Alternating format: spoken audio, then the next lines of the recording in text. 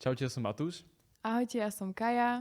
a vítame vás pri našom školskom podcaste, ktorý vlastne teda zatiaľ moderujeme my dvaja. A teda z akej školy sme? Sme zo Strednej zdravotníckej školy svätého Františka z Assisi v Čadci. A tak teda niečo o našej škole. No, tak v prvom rade sme teda stredná zdravotnícka škola so zdravotníckym zameraním. Máme teda 2 odbory, čo sa týka zubného asistenta a praktickej sestry. No a naša škola je podľa mňa super v tom, že máme veľa aktivít, do ktorých sa zapájajú samostatne študenti. Keďže ja som tu ešte len prvý rok, tak zatiaľ som nemal možnosť sa nejako moc angažovať do týchto aktivít, ale určite to mám v pláne do budúcna. A určite aj tú možnosť budeš mať, ako aj všetci ostatní študenti. Áno, presne tak. Tak teda povedzme si, prečo si tu šla na túto školu? Tak ja som chcela pomáhať ľuďom a chcela som sa venovať zdravotníctvu, asi už od malička. Aj moja mamina sa tomu venovala, chodila na túto školu a tak preto som asi tu. Jasné. Ja viac menej som nevedel, že kam chcem ísť na strednú a chcel som proste pracovať s ľuďmi a urobiť možno tento svet o trošku krajším a lepším. Čiže takisto ako ty pomáhať ostatným, tak tiež som vlastne preto tu nastúpil. Ale my zo študentského života vieme, že väčšina z nás tu išla práve preto, že tu je v úvodzovkách veľmi málo matematiky. Áno, to sme si teda aspoň všetci mysleli. Áno. A naša škola pre mňa vyniká v tom, že ponúka študentom rôzne aktivity, ako napríklad deň diabetu, deň srdca, ale napríklad je také DOD, kde teda predstavujeme našu školu a môžeme byť toho DOD súčasťou aj my, študenti. A vyniká práve preto v týchto aktivitách, a teda tieto aktivity sú hlavne dobré preto, že väčšina študentov si vďaka tomu potom bližšie priblíži to vzdelanie, ktorému by sa chceli do budúcna venovať. Dokáže si tak osvojovať a rozvíjať nejaké také áno. praktiky a podobne do budúcna. Áno. Tak teda, ale ešte aby sme sa trošku predstavili, že vlastne kto teda sme a niečo proste o nás, tak ja som teda Matúš a ako som už teda povedal, že som šiel na túto školu práve teda kvôli tomu, aby som pomáhal ostatným a pracoval s ľuďmi. A napríklad čomu sa venujem, tak mám podcast Ty a tvoja duša, neviem, či ste o ňom niekedy niekto počuli, ak nie, tak určite si ho čeknite. A takisto sa venujem divadlu, z ktorého ma takisto pozná úprimne polovica školy asi. A ja. Čiže to je asi tak viac menej o mne. No a aby som sa predstavila aj ja, tak moje celé meno je Iza Karolína. Teda mám 2 mená a nie je to Izabela, je to iba Iza. A všetci ma volajú Kaja, takže aj pre vás budem Kaja. A som teda tretiačka, študujem teda praktickú sestru, ako aj Matúš. No a tento rok sa venujem sočke. Takže teda sočka. Prečo by mali študenti robiť túto sočku? Tak ja si myslím, že hlavne preto, že im to otvorí mnoho možností. Napríklad mne to otvorilo oči, že už nechcem byť dokonalá a chcem ostať prirodzená a chcem byť sama sebou a chcem nájsť a aj zvýrazniť moju vlastnú jedinečnosť. No a okrem toho, čo to dalo teda mne, tak čo to môže dať aj vám ostatným, že sa dozviete v danej problematike, ktorú si potom zvolíte, nejaké nové informácie, možno sa o to budú zaujímať aj vaši spolužiaci a utúži to váš kolektív. No a okrem toho, teda, čo to dalo mne, tak to môže dať teda niečo aj vám ostatným, už teda konkrétne, ak sa rozhodnete túto sočku písať. Tak, určite vám to môže dať veľmi veľa znalostí a vedomostí a nových informácií v danej téme, ktorú si potom zvolíte. Ďalej teda vám to môže otvoriť rôzne možnosti, ako napríklad aj mne, že vám niekto ponúkne spoluprácu alebo že začnete robiť nejakú novú vec, ktorá vás začne baviť, alebo napríklad dobrú známku, alebo napríklad to, že vás učitelia budú mať radi, čo majú určite aj bez toho, pretože na našej škole sú veľmi super učitelia. Áno, mne neustáva nič iné, iba súhlasiť. Ako napríklad náš technik, ktorý je informatikom na našej škole. Takže sočka je vlastne stredoškolská odborná činnosť, ktorej sa tento rok venujem aktívne aj ja, teda vlastne len ja. A mojou témou vlastne mojej sočky je ostať prirodzená alebo splynúť s dobou. Ale teda nie je to taký jednoduchý proces. Tak ty teda už máš skoro hotovú sočku, tak povedz, čo všetko si k tomu potrebovala, aký bol ten postup, ako to vlastne celé vzniklo, že idem robiť sočku. No tak ja som nad tým rozmýšľala už tak od minulého roka, keď som bola teda druháčka. No a z toho potom nejako zišlo a keď som v 3. ročníku nastúpila vlastne na odbornú klinickú prax a absolvovala som vlastne prax aj na oddelení pediatrickom, čiže s deťmi a s ľuďmi, ktorí sú v mojom ročníku, čiže nejakými tínedžermi, tak som si všimla a už si to všímam už dlhšiu dobu, že dievčatá v mojom veku vlastne veľmi túžia po dokonalosti a chcú na svojom vzhľade niečo zmeniť. No a ja som strašne chcela vedieť, čo ich k tomu vedie, čo od toho očakávajú, prečo to chcú a čo by ich možno od toho mohlo odradiť a zároveň im aj ponúknuť nejaké iné alternatívne riešenia svojho vzhľadu a vlastne to, ako byť sebavedomá, krásna a jedinečná. Mhm. Jasné, takže teda ako tvoje zameranie, celkovo názov tvojej sočky je aký? Ostať prirodzená alebo splynúť s dobou. Mhm. A myslíš si, že je reálne ostať prirodzená a splynúť s dobou vzhľadom všetkým faktorom, ktoré máme okolo seba, čiže sociálne médiá a nejaké také tie kvázi formy, ktoré nás formujú do takej tej určitej, nazvime to, dokonalosti. Myslíš si, že ako sa to dá v tejto dobe? No tak určite je to veľmi ťažké, keďže aj ja som dievča, mám 17 rokov ešte stále a je z tých sociálnych sietí strašný nátlak na všetky dievčatá celkovo. A tá dnešná doba naozaj ponúka ten ideál krásy, či už sú to rôzne herečky zahraničné, ako napríklad Angelina Jolie alebo Jennifer Aniston. A je to strašne ťažké, ale ja som tou mojou sočkou chcela vlastne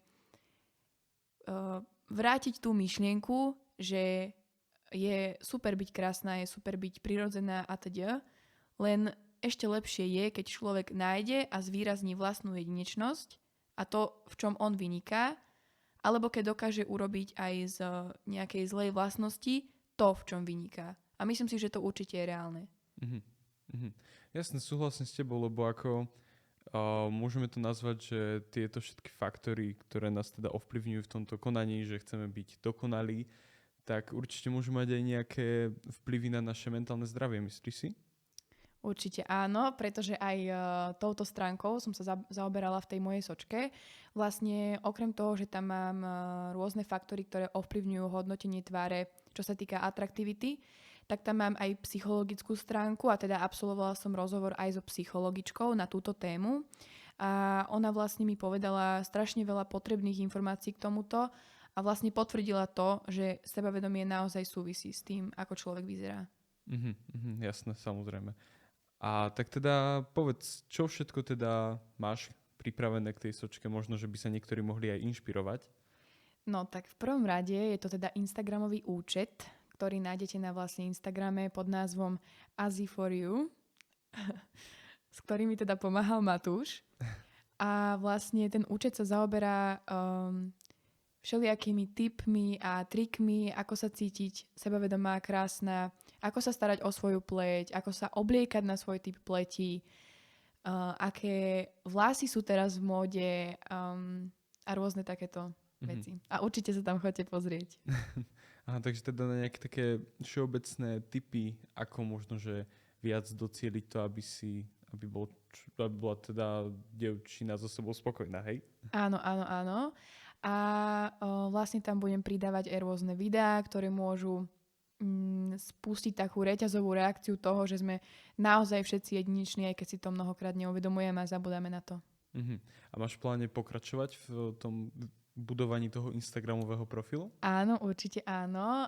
Čiže sočkou to určite neskončí a aj keby moja sočka neúspie, tak určite chcem pre dievčatá priniesť aj takúto možnosť, kde vlastne sa ma môžu pýtať na hociaké otázky a môžu tam nájsť všeličo, čo potrebujú. Ale nielen dievčatá, aj chlapci, pretože určite aj chlapcom v dnešnej dobe už záleží na tom, ako vyzerajú a určite sa už aj chlapci zaujímajú o ich pleť a tak. Jasné. Tak teda teraz sa môžeme už viac zameriať na tú krásu samú o sebe. Máš nejaké také tipy pre niektorých ľudí, ktorí by ich mohli využiť ohľadom toho, že ako by mohli zlepšiť svoj výzor, napríklad tváre? Tak napríklad je to vlastne ono o tú starostlivosť o seba. Vlastne nezačíname vo veku 18 rokov, kedy si dáme napíchať pery, upraviť sa nejako esteticky a tak, ale vlastne už v tom veku, kedy dospievame, či už sú to dievčatá alebo chlapci, vtedy si vlastne vyberáme, ako sa budeme obliekať, aký imidž budeme mať, aký štýl si zvolíme. Potom ďalej sú to teda vlasy, akú farbu vlasov chceme, v akej farbe sa cítime najlepšie vlasov teda. A aj make-up, čiže to je taká ja to pre seba nazvem, že to je pre mňa je make-up akoby také uvoľnenie, taká moja v úvodzovkách meditácia, ako sa môžem uvoľniť. A určite proste aj rôzne dievčatá majú rôzne typy malovania. Jedna si maluje linky, jedna nosí červené pery, pretože červená farba je tá najviac atraktívna a chlapcov priťahuje. Aha, ako ja sa osobne do týchto vecí moc nevyznám, ale takže teda viac menej takéto veci chceš teda rozvíjať. Áno. Aj najmä to, aké typy pleti sú, pretože dievčatá to moc nevedia, síce vedia, aký typ majú, ale nevedia tej pleti dať dostatočnú starostlivosť, aby napríklad predišli starnutiu. A dá sa ako predísť vôbec starnutiu, že vyzerať navždy mladá? Tak určite áno. Napríklad je to používanie SPF, aj keď slnko nesvietí, pretože slnko svieti, a teda aj keď nesvieti, tak svieti a vlastne to SPF je veľmi potrebné na to, aby sme vlastne sa chránili pred tým UV žiarením a vlastne ak sa nebudeme pred ním chrániť, tak nám sa koža sa spáli a následne akoby ostarne. Moja taká otázka, čo je SPF, prosím ťa? SPF je taká látka, ktorá sa používa vlastne v rôznych kozmetických prípravkoch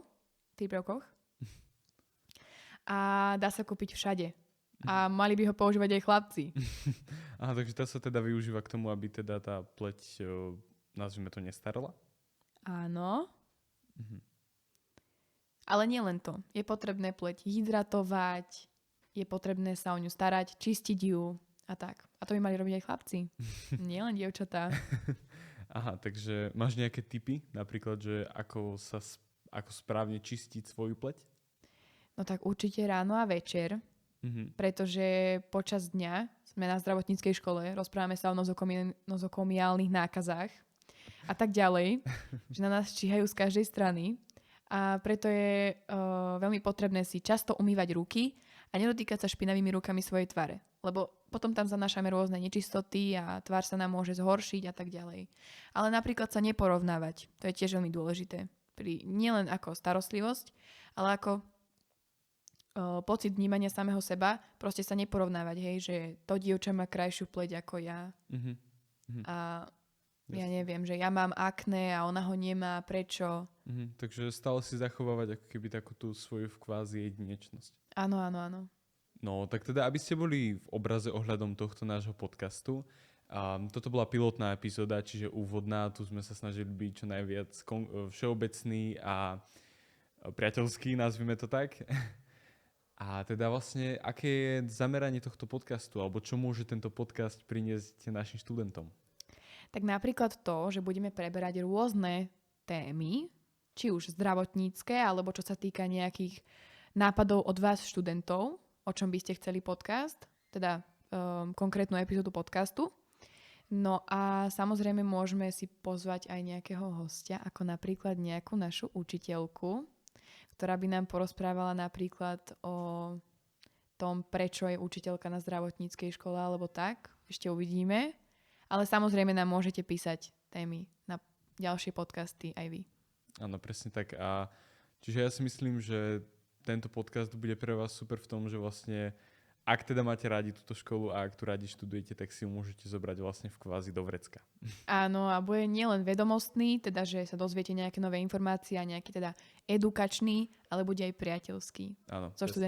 Zo života študentov. Áno, na tejto škole. Áno. No a samozrejme okrem nejakých zdravotníckych tém budeme rozoberať aj témy týkajúce sa študentského života, zdravej životosprávy, sebavedomia, sebalásky, krásy a tak. A možno nejakého určitého sebarozvoja. Áno, áno, presne tak. A teda v rámci toho, že sme cirkevná škola, tak budeme samozrejme rozvíjať aj nejaké duchovné témy. No a okrem toho, ak by mal nejaký študent záujem byť hosťom na našom podcaste a porozprávať nám o niečom zaujímavom, tak budeme určite radi. A okrem toho nám môžete ponúkať aj rôzne témy, ktoré by vás zaujímali, ktoré by sme mohli potom prebrať. A kontaktovať nás môžete dočasne, alebo teda zatiaľ na mojej e-mailovej adrese cakovaizakaroline@gmail.com a plánujeme si teda založiť aj e-mailovú adresu nášho podcastu. Áno. Takže ďakujeme teda, že ste tu s nami dneska boli, za váš čas, za to, že ste si nás vypočuli. A dúfame, že sa vám dnešná epizóda páčila a dúfame, že teda to budeme môcť rozvíjať aj do budúcna. No a ešte dúfame, že teda vás zaujala Áno, a že nás tak. budete počúvať, dáte nám odozvu, ohodnotíte nás a tak. Takže s vami tu dneska bola Kaja? a Matúš.